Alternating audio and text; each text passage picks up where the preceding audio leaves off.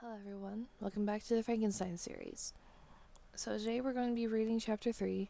I'm trying to make this as short as possible, so please, if you like the video, please consider subscribing, drop a like, and please leave a comment for what you would like to see next.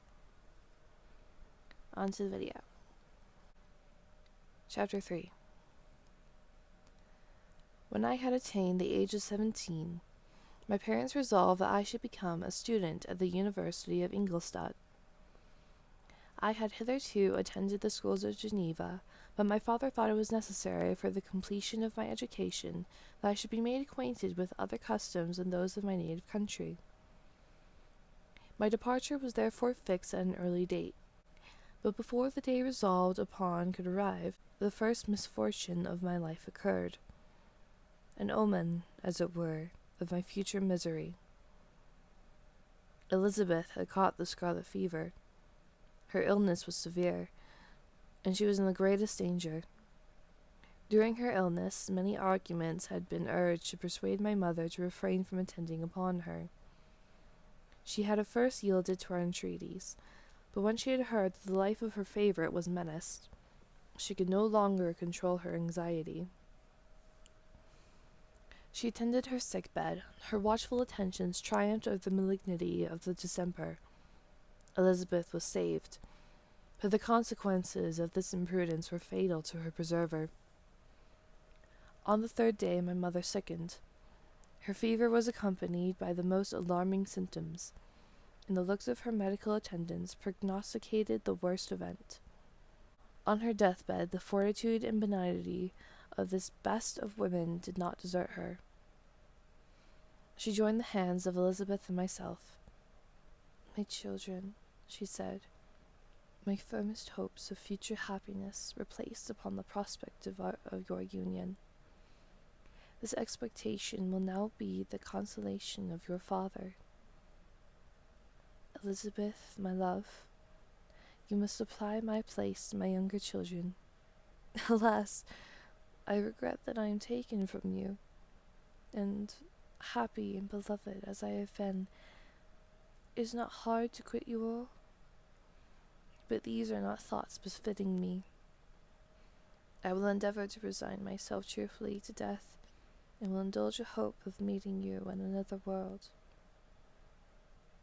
She died calmly, and her countenance expressed affection even in death. I need not describe the feelings of those whose dearest ties are rent by that most irreparable evil, the void that presents itself to the soul, and the despair that is exhibited on the countenance. It is so long before the mind can persuade itself that she whom we saw every day, and whose very existence appeared a part of our own, can have departed forever, that the brightness of a beloved eye can have been extinguished, and the sound of a voice so familiar and dear to the ear can be hushed, never more to be heard. These are the reflections of the first days, but when the lapse of time proves the reality of the evil, then the actual bitterness of grief commences. Yet from whom has not the rude hand rent away some dear connection? And why should I describe a sorrow which all have felt and must feel? The time at length arrives when grief is rather an indulgence than a necessity, and the smile that plays upon the lips, although it may be deemed sacrilege, is not banished. My mother was dead, and we had still duties which we ought to perform. We must continue our course with the rest, and learn to think ourselves fortunate, whilst one remains whom the spoiler has not seized. My departure for Ingolstadt, which had been deferred by these events, was now again determined upon. I obtained from my father a respite of some weeks. It appeared to me sacrilege as soon to leave the repose, akin to death, of the house of mourning, and to rush into the thick of life. I was new to sorrow, and it did not the less alarm me. I was unwilling to quit the sight of those that remained to me, and above all, I desired to see my sweet Elizabeth in some degree consoled. She indeed veiled her grief and strove to act the comforter to us all. She looked steadily on life, and assumed its duties with courage and zeal. She devoted herself to those whom she had been taught to call her uncle and cousins. Never was she so enchanting as at this time, when she recalled the sunshine of her smiles, and spent them upon us. She forgot even her own regret in her endeavours to make us forget. The day of my departure at length arrived. Clerval spent the last evening with us. He had endeavoured to persuade his father to permit him to accompany me and to become my fellow student, but in vain. His father was a narrow-minded trader and saw idleness to ruin in the aspirations and ambition of his son. Henry deeply felt the misfortune of being deprived from a liberal education. He said little, and when he spoke, I read in his kindling eye and in his animated glance a restrained but firm resolve not to be changed in the miserable details of commerce. We sat late. We could not tear ourselves away from each other, nor persuade ourselves to say the word farewell.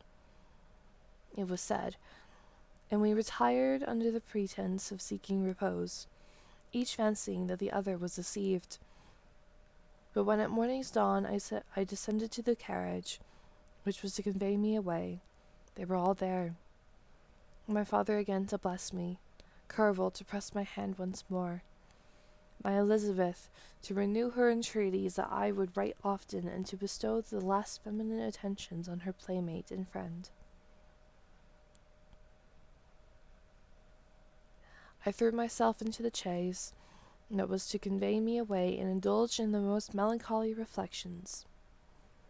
I, who had ever been surrounded by amiable companions, continually engaged in endeavouring to bestow mutual pleasure. I was now alone. In the university, whither I was going, I must form my own friends and be my own protector.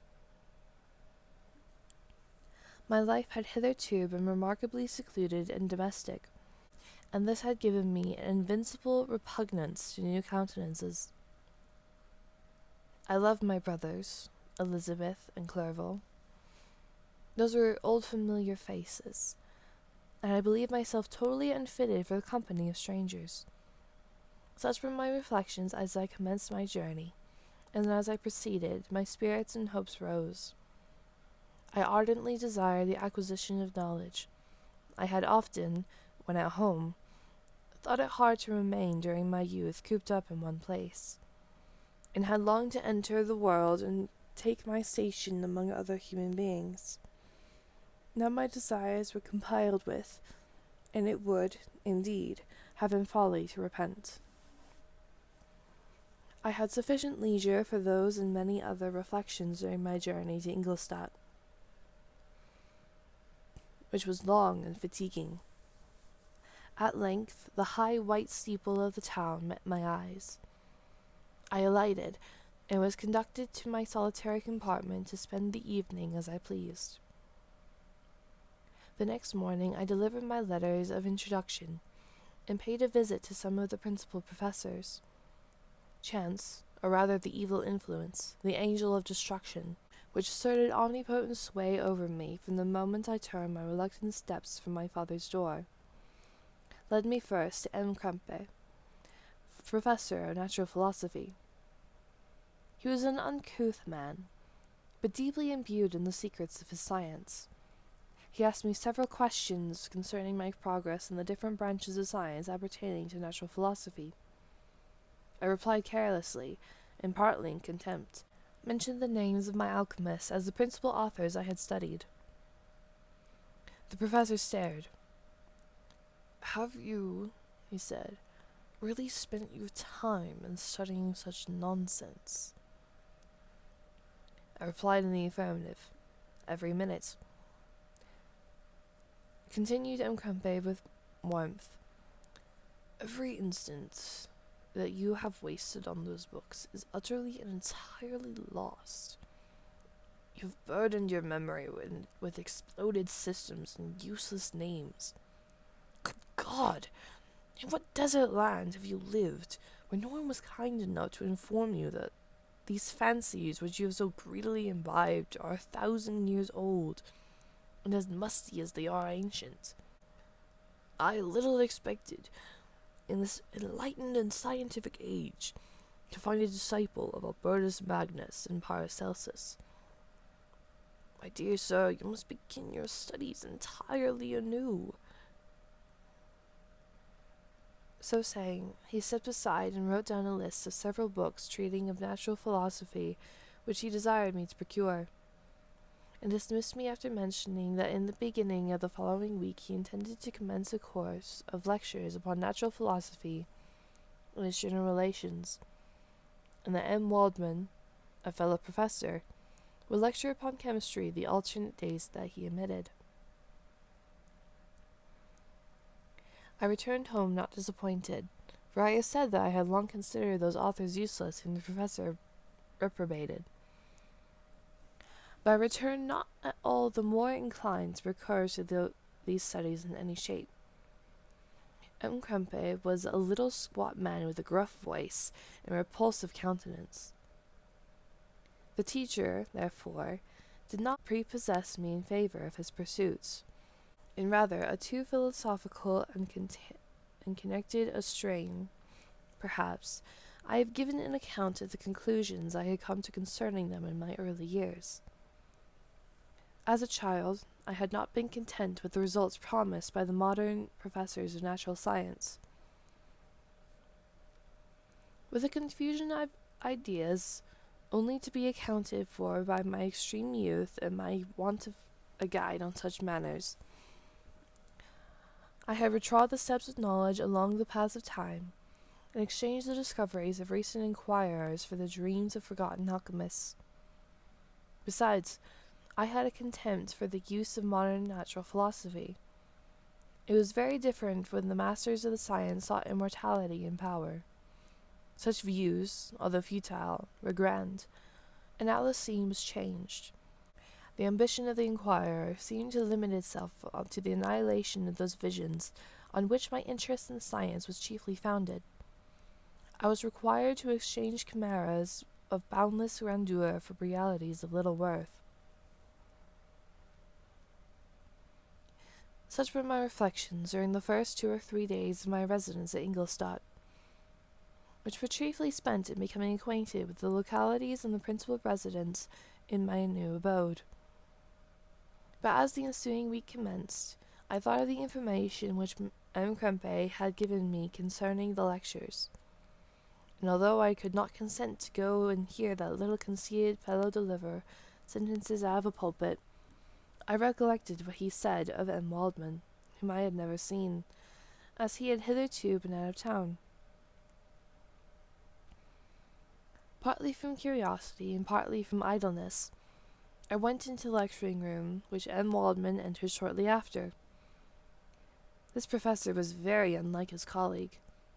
He appeared about 50 years of age, though with an aspect expressive of the greatest benevolence. A few grey hairs covered his temples, but those at the back of his head were nearly black.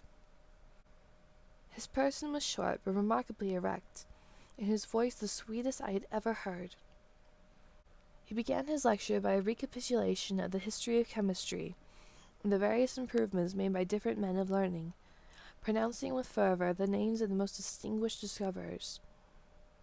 He then took my cursory view of the present state of science, and explained many of its elementary terms. After having made a few preparatory experiments, he concluded with a panegyric upon modern chemistry, the terms of which I shall never forget. "The ancient teachers of this science," said he, "promised impossibilities and performed nothing. The modern masters promise very little. They know that metals cannot be transmuted, and that the elixir of life is a chimera, but these philosophers, whose hands seem only made to dabble in dirt, and their eyes to pore over the microscope or crucible, have indeed performed miracles. They penetrate into the recesses of nature and show how she works in her hiding places. They ascend into the heavens. They have discovered how the blood circulates and the nature of the air we breathe. They have acquired new and almost unlimited powers. They could command the thunders of heaven, mimic the earthquake, and even mock the invisible world with his own shadows. Such were the professor's words. Rather let me say the words of the Fates, announced to destroy me. As he went on, I felt as if my soul were grappling with a palpable enemy. One by one, the various keys were touched which formed the mechanism of my being. Chord after chord was sounded, and soon my mind was filled with one thought, one conception, one purpose. So much has been done, exclaimed the soul of Frankenstein. More, far more, will I achieve, treading in the steps already marked. I will pioneer a new way, explore unknown powers, and unfold to the world of the deepest mysteries of creation. I closed not my eyes that night. My internal being was in a state of insurrection and turmoil.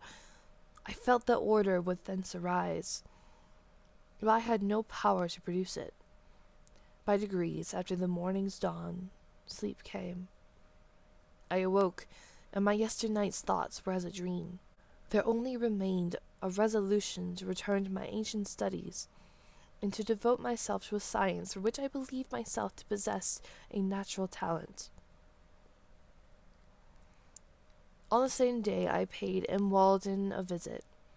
His manners in private were even more mild and attractive than in public, for there was a certain dignity in his mien during his lecture, which in his own house was replaced by a greatness of affability and kindness. I gave him pretty nearly the same account of my former pursuits as I had given to his fellow professor. He heard with attention the little narration concerning my studies, and smiled at the names of Cornelius Agrippa and Paracelsus, but without the contempt that M. Krempe had exhibited. He said that these were men to those indefatigable zeal modern philosophers were indebted for most of the foundations of their knowledge. They had left to us, as an easier task, to give new names and arrange in connected classifications the facts which they, in a great degree, had been the instruments of bringing to light. The labors of men of genius, however erroneously directed, scarcely ever fail in ultimately turning to the solid advantage of mankind. I listened to the statement, which was delivered without any presumption or affectation, and then added to his lecture had removed my prejudices against modern chemists. I expressed myself in measured terms, with the modesty and deference due from a youth to his instructor, without letting escape an experience in life would have made me ashamed any of the enthusiasm which stimulated my intended labors. I requested his advice concerning the books I ought to procure. I am happy, said M. Waldman, to have gained a disciple, and if your application equals your ability, I have no doubt of your success. Chemistry is that branch of natural philosophy in which the greatest improvements have been and may be made. It is on that account that I have made it my peculiar study. But at the same time, I have not neglected the other branches of science. A man would make but a very sorry chemist if he attended to that department of human knowledge alone. If your wish is to become really a man of science, and not merely a petty experimentalist, I should advise you to apply to every branch of natural philosophy, including mathematics. He then took me into his laboratory and explained to me the uses of his various machines, instructing me as to what I ought to procure, and promising me the use of his own when I should have advanced far enough in the science not to derange their mechanism. He also gave me the list of books which I had requested, and I took my leave. Thus ended a day memorable to me. It decided my future destiny.